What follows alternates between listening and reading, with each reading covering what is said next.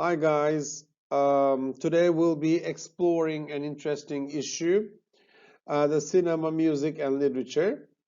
I hope you will enjoy this presentation as much as I will. Now, before we begin, let's make the connection between cinema and literature, or film and literature. Let's set everything straight. Now, in cinema and literature, a story is narrated, but in different ways. Films present visual images to the audiences who consume them as real because they move in front of them. While in literature, that is to say fiction, the author creates images in words um, and through mental images. Films present visual images to us as we consume them as real because they move in front of us. That is to say, we see the scenes running in front of eyes and we perceive these um, images while decoding these images in verbal manner. Similarly, in literature, authors create images in words, and again, similarly, these images move in front of us almost the same way scenes from films do.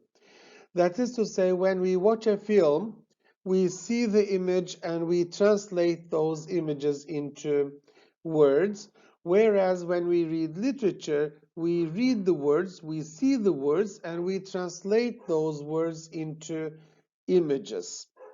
In that sense, both processes are kind of crooked, kind of opposing, but at the same time, the means and ends are interchangeable. Now, what do movies tell us about literature? Over recent decades, cinema has increasingly come to be incorporated into university literature courses, and literature professors have been pronouncing on films as well as on novels, poems, and plays. For instance, in our department, Galip Hoca has been teaching Harry Potter and what was the other one? The Lord of the Rings as literary texts, but students who take these courses are oftentimes students who are fans of these films. And so the effect of cinema on literature is obvious from a social and cultural perspective. Um, Even more important than that, that is to say, the space of the place of films in literature departments, we also have the effect of literary texts being transformed into films. But what do we learn about literature when we watch and talk about film? And what do we learn about moving pictures when we study literature? These questions are timely, and we have to explore issues related with literature and music and films, because oftentimes literary texts incorporate music, let alone some certain literary forms are written to be sung or in company of musical notes, but the relationship between literature, movies, and music is ready to be explored. And there are many medical and psychiatric and psychological research being done throughout the world today to show the similarities and differences between our mental processes when we read literature or when we listen to music or when we watch films, because as we experience today, especially with this phase of our human history, the coronavirus, the quarantine and the close downs and so on, more and more we started to find ourselves in reading or in viewing or in listening, and these processes affect human history in the long run, as we can infer from what is being discussed these days. To show the similarity between, or the relationship, close relationship between cinematic experience and literature, we can talk about Wordsworth, the Prelude, his poem, The Prelude, as an example. Now, the word cinema derives from the word kinema, meaning motion. And similarly, the prelude is composed or organized around a series of stills, moments taken from the moving picture of the poet's own mind. That is to say, the cinema of his life. There are in our existence spots of time which, with distinct preeminence, retain. Life with me, as far as memory can look back, is full of this beneficent influence, says Wordsworth, or writes Wordsworth.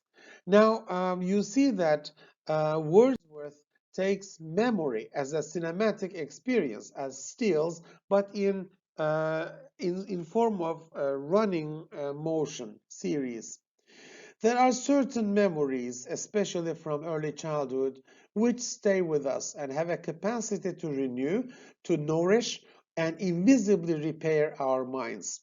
That is to say, we can go back and forth between our memories and present states of mind, and these memories await forever until we forget them. Similar to Wordsworth's poem, memories continue arresting and affecting, moving in their stillness in our mental images. Hugh Blair argues that a true poet makes us imagine that we see the object or a natural landscape before our eyes. Then a true poet catches the distinguishing features. He gives it the colors of life and reality. He places it in such a light that a painter could copy it after him. Of course, we can here at this point insert the art. We can talk about ekphrasis or ekphrastia.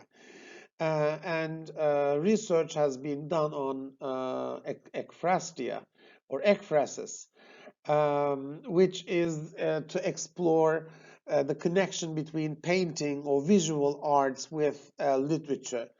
I think Berkan Hoca's PhD dissertation is on ekphrasis, and also I think Nazmi Ağın wrote a book on ekphrasis.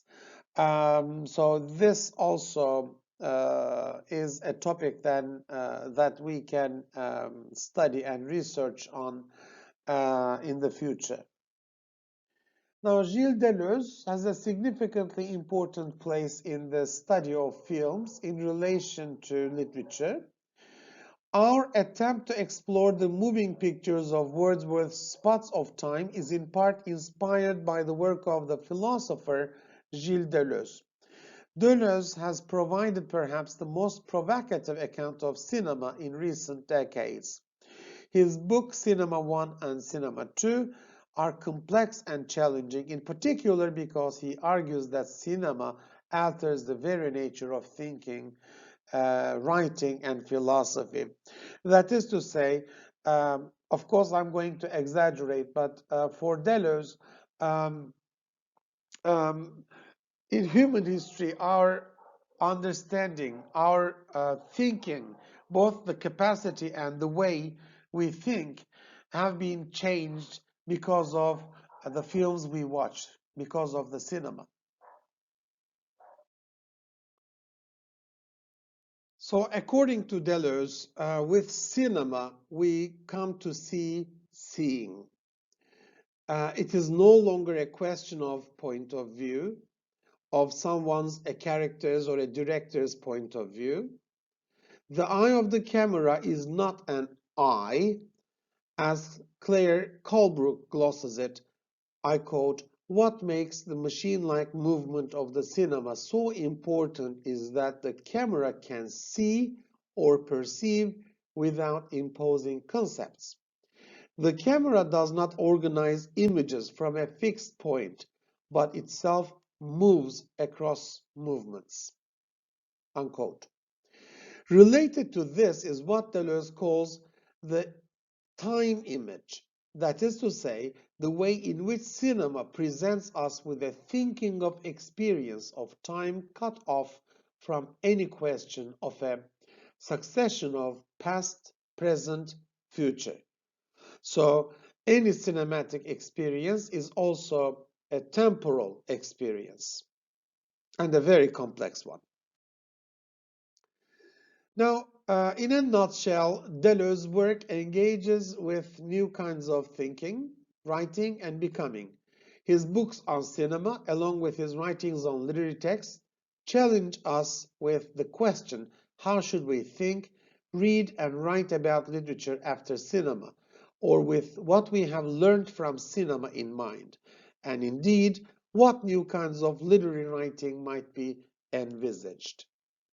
Note that um, today, when we read a literary text, maybe, maybe, as human beings living today, we can more easily, or in a different way at least, visualize what we read in comparison to the readers who lived 200 years ago and also 2000 years ago, 200 years ago, who had never seen still images or motion pictures. That is to say, the reality of reading is very much affected by the reality of viewing in the 21st century, especially in the 20th and 21st centuries.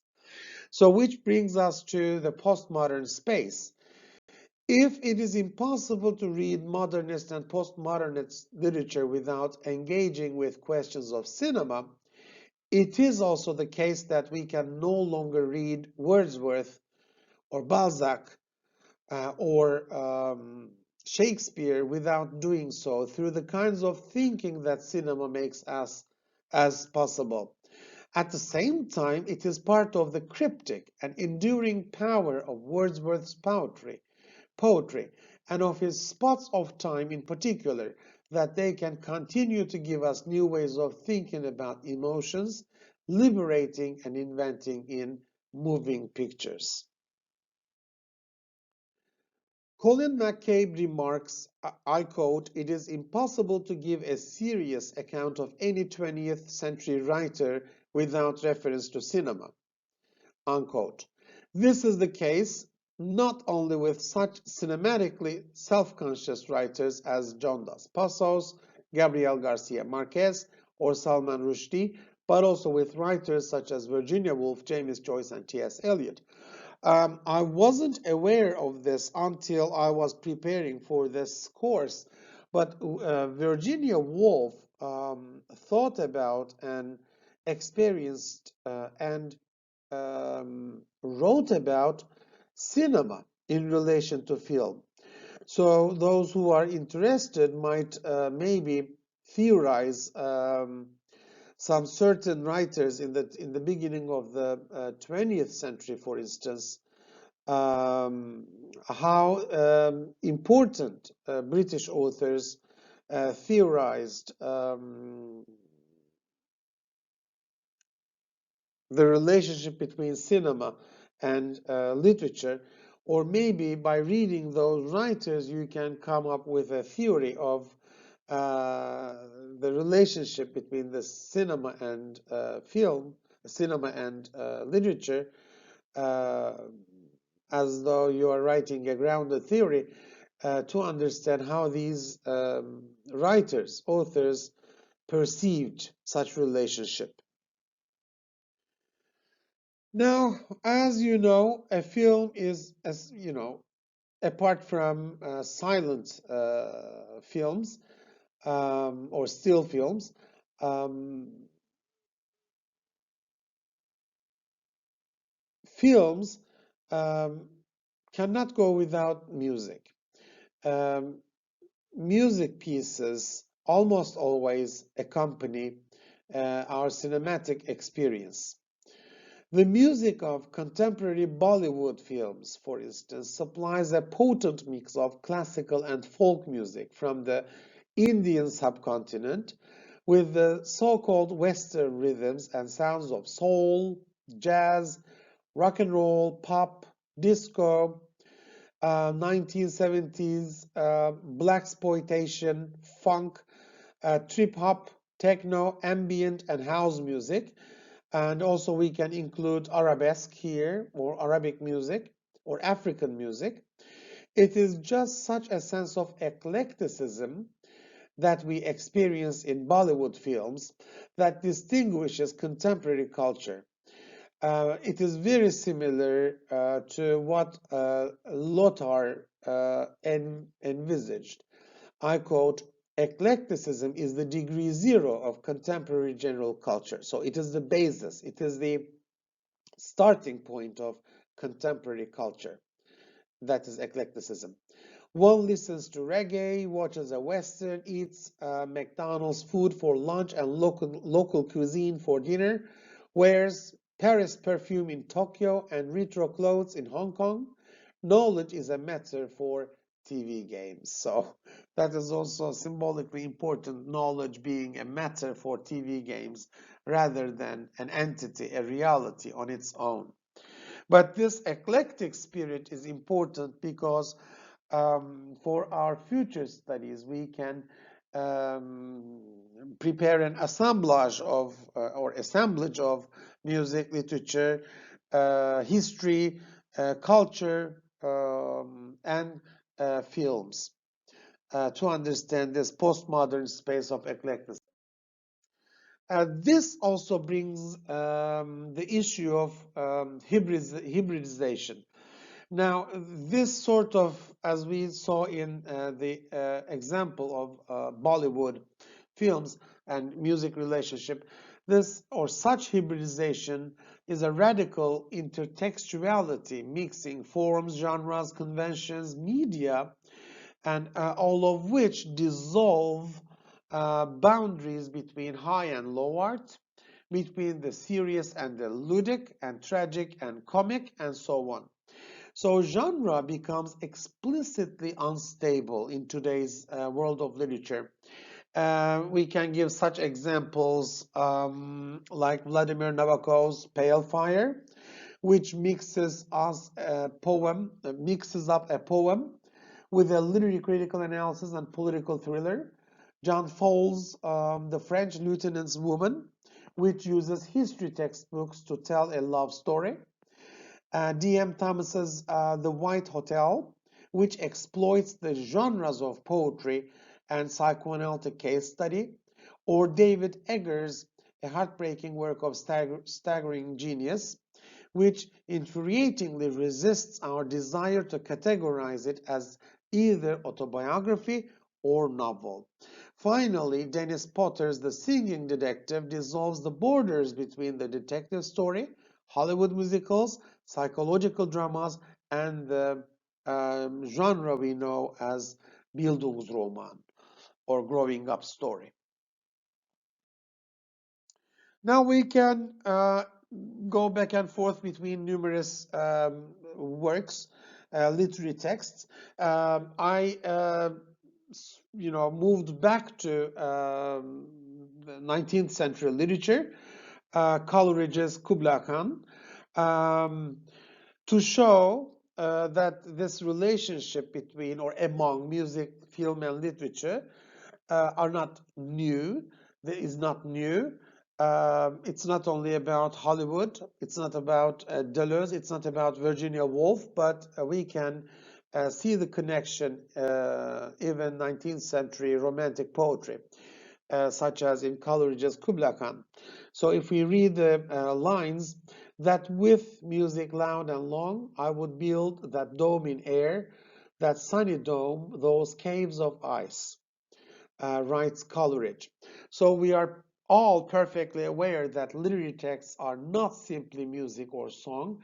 What makes texts literary is indeed their peculiar, paradoxical relation to music, not least in lyric poems and ballads originally performed with or as music. That is to say, poems or short stories or other texts may aspire us towards the condition of music, but they are necessarily stuck in their so-called linguistic predicament. Thus, Coleridge's Kubla Khan is concerned with the demonic power of music played by a damsel with a dulcimer, and with the paradoxical desire to build the very things that the poem has described, such as a pleasure dome and caves of ice, with music. E.M. Forster's Howards End, the novel, is very much related with music. E.M. Forster uses music in this novel extensively and in a very symbolic manner. We can also give an example from American literature such as um, um, Scott Fitzgerald's um, what was the name of his novel? Uh, the story of, oh, I'm experiencing a blackout. The Great Gatsby, of course, Nick Gatsby, Jay Gatsby, and his friend Nick. But let's stick to British literature to exemplify this relationship between music and literature. Probably no author today would dare to describe the scherzo of Beethoven's Fifth Symphony in terms of a goblin walking quietly. Yet this extended passage, during which the sisters Margaret and Helen Schlegel attend a performance of the work, remains one of the most famous musical descriptions in English literature. Forster wants us to experience Beethoven through Margaret and Helen, to sense it connecting her with matters beyond the tangible, notably her own subconscious. So you can have a look at this novel as well. These are the references I used in preparation of this presentation. But I have a suggested reading. You have to Google it because it doesn't provide a link to this work. Yukiko Masuda's text, Music in E.M. Forster's Howards End, Resistance to Totalitarianism and Aesthetic Totalization.